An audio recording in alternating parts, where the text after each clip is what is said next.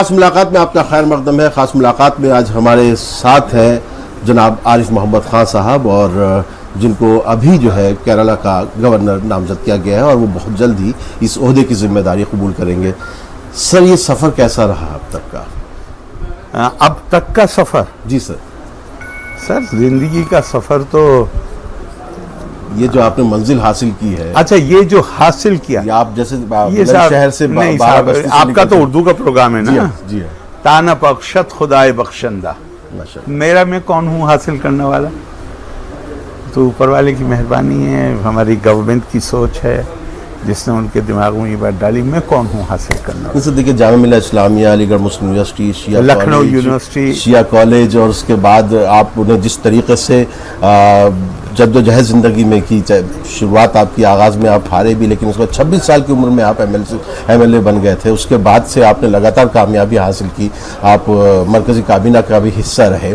लेकिन फिर जिस तरह आपने अपने आप को मजबूत करने के लिए आपने इल्म का सहारा लिया, जिसे हमने देखा कि आपने अपने आप को पढ़ने की तरफ बहुत आपकी तवज्जो है, आप जिस तरह से इस्लाम को एक नए नज़रिए में देखते हैं, तो उस लिहाज से ये जो ज़िंदगी है ये आपको कितनी ऐसा वो करती है कि हम लोगों को भी इंस्पायर कर सकें। अब आपने जो कलमात इरशाद फरमाए हैं उसके लिए बहुत बहुत शुक्रिया, लेकिन मजबूत करने के लिए नहीं, अपने आप को सच पूछिए तो अपनी जान बचाने के लिए जी मुताला करने की ज़रूरत पेश आई।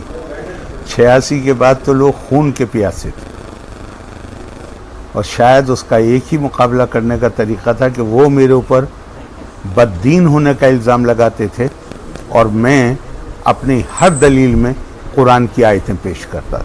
जो भी हम जो आज का मुसलमान है, हिंदुस्तान का मुसलमान है, आपका तजुर्बा इतना है, और वो कहाँ उसको कैसे कोई राह न दिखाई देती है आपको कि इल्म तो है, जैसे रसूल खुदा सल्लल्लाहु अलैहि वसल्लम भी कहते हैं कि चीन जाइए इल्म हासिल करना है, तो उसके बावजूद सियासी शऊर उसमें बेदार करना हो तो किस तरीके से करें? ये तो आप तो हुजूर सल्लल्लाहु अलैहि वसल्लम की हदीस है, क्या हम उस पर अमल कर रहे हैं? इल्म कहाँ? इल्म के कुरान का में और हदीस में हुक्म है कि इल्म हासिल करो, बल्कि दीन की शुरुआत ही हुई है इक़रा बिस्मि रब्बिकल लज़ी खलक़, पढ़ो। अगर आप और गहराई से देखें तो इल्म का हासिल करना फ़र्ज़ हुआ नबुव्वत के पहले दिन, इबादत फ़र्ज़ हुई 11 साल के बाद, लेकिन इल्म हासिल करने पर फतवे एक ही हमारी तारीख़ में एक ही आदमी है, सर सैयद, 68 फतवे थे उनकी गर्दन काटने के, क्योंकि वो कहते थे कि जदीद तालीम हासिल करो। वो कहते थे कि ये तफरीक़ नहीं की जा सकती, बल्कि उनका कि ये दीन का इल्म है और ये दुनिया का इल्म, ये असरी उलूम है और ये दीन, ये तफरीक़ नहीं की जा सकती। वो ये कहते थे कि ये जो किताबें जो वही है, किताब है, ये अल्लाह का कलाम है, और ये जो हम देखते हैं कुल कायनात, ये अल्लाह का अमल है। इनके दोनों के बीच में तज़ाद नामुमकिन है। अगर हमें तज़ाद, कंट्राडिक्शन कोई नज़र आता है तो ये हमारी समझ की कमी है और उसको ज़्यादा समझने की ज़रूरत है। मत भूलिए ये सर सैयद के दिए हुए आंकड़े हैं। लेकिन हमारे मुसलमानों में जो इस तरह की बातें करता है, जैसे आपने कहा 86 के बाद आपको कितना बर्दाश्त करना पड़ा, तो क्या अगर कुछ तब्दीली लानी हो मुस्लिम समाज में, तो क्या हर आदमी को सर सैयद की तरह जो है निशाने पर ही आना पड़ेगा, या ये कौम खुद अपनी तरफ से उनकी असल में बुनियादी बात समझने की जो है वो ये है कि लगभग 200 साल तक अंग्रेज़ ने हमारे दिमाग में ये बिठाया कि ये मुल्क कौम नहीं है, ये मुल्क मुख्तलिफ मजहबी बिरादरियों का मजमुआ है, और साथ में ये बताया कि अगर आप 2 बिरादरियां हैं तो ये कहा कि इनको फ़ायदा पहुंचेगा तो उसमें आपका नुकसान होगा। कहा केक इतना बड़ा है, अगर इसमें बड़ा हिस्सा चाहते हो, अपने हिस्से से ज़्यादा चाहते हो, तो वफादार बन के रहो, इसी तरह हमें सबको यही कहा गया। मैं कहता हूं कि आज वो अंग्रेज का निज़ाम था।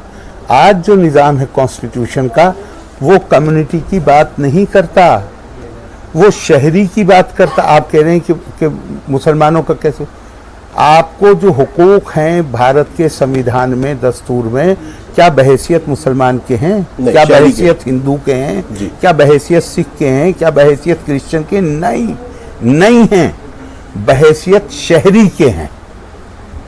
शहरी बन जाइए हिंदुस्तान के, ये सारी समस्याएं हल हो जाएंगी। सर, बड़ा हुस्न इत्तेफाक था कि हमने आपके साथ एक पैगाम करबला पे एक डिस्कशन रिकॉर्ड किया था। उस वक्त वो डिस्कशन हम रिपीट कर रहे थे जो 2 बरस पहले का था, और उसी वक्त ये ऐलान हुआ कि आपको जो है केरला के गवर्नर की जिम्मेदारी सौंपी जा रही है। तो इस मुहर्रम के माह में भी क्या हम कोई रास्ता निकाल सकते हैं हज़रत इमाम हुसैन के रास्ते पे चलते हुए, और अपने लिए जो है कामयाबी की राह हमवार कर सकते हैं? क्यों नहीं निकाल सकते? हमेशा निकाल सकते हैं। ये अपने आप में सोचना कि रास्ता मुश्किल है, ये अपने आप में ऐसे है, ये गुनाह है। अगर फातबिरू या उलिल अब्सार, ये जो कुल कायनात है ये इसके लिए है कि इससे हम सबक हासिल करें। गौर करिए, कामयाब होने वालों के, मैं नहीं, अपनी ये गलत फहमी में मत रहिएगा। नहीं सर, आप इंस्पिरेशन नहीं, मैं नहीं हूँ, लेकिन औरों पे नजर डालिए, देखिए कि जो कामयाब लोग हैं उनके तौर तरीके क्या हैं। मैं नाम नहीं लेना चाहता किसी का। एक बहुत छोटी सी कम्युनिटी है हिंदुस्तान में, जी सर, तादाद बहुत कम है, लेकिन इस मुल्क को क्वालिटी स्कूल एजुकेशन उसी कम्युनिटी के स्कूलों में दी जाती है आज भी। और अब से 10-20 साल पहले तो अकेले उन्हीं के क्वालिटी एजुकेशन के स्कूल थे। मुझे हमेशा अपने आप से सवाल करना चाहिए, बल्कि पहले मैं एक हदीस आपको बताऊं, कुरान की आयत बताऊं पहले।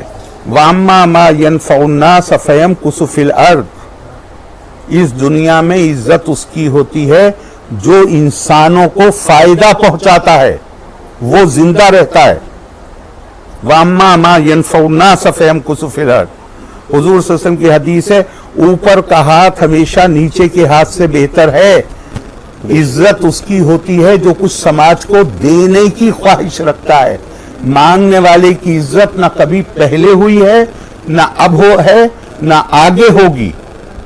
देने वाले बन जाइए, पूरा हर कोई इज्जत करने लगेगा। इतना आसान उसूल। बिल्कुल सही कह रहे हैं सर, लेकिन हम हमेशा देखते हैं कि जब भी मुसलमानों से किसी तरह की बात की जाती है तो एक कॉन्स्पिरेसी थ्योरी सामने लेकर आ जाते हैं, और हर मामले को शक की निगाह से देखते हैं। जैसे 3 तलाक वाला जो बिल आया, उसको भी शक की निगाह से देखने लगे। हुकूमत अगर कोई काम कर रही होती है तो उस पर भी शक की निगाह से देखते हैं, जबकि जितनी भी मरकजी स्कीमें होती हैं उसका फायदा मुसलमानों को भी पहुंचता है। आप मुझसे थोड़ी सख्त बात कहलाना चाह रहे हैं कि मैं सख्त बात नहीं। तकलीदी जहन तख्लीकी सलाहियतों से महरूम हो जाता है। वाह। जो ये तय करके बैठ जाएं कि हमें सिर्फ अब से इतने साल पहले जो हम बुजुर्ग थे सिर्फ उसी रास्ते पे चलना है, ये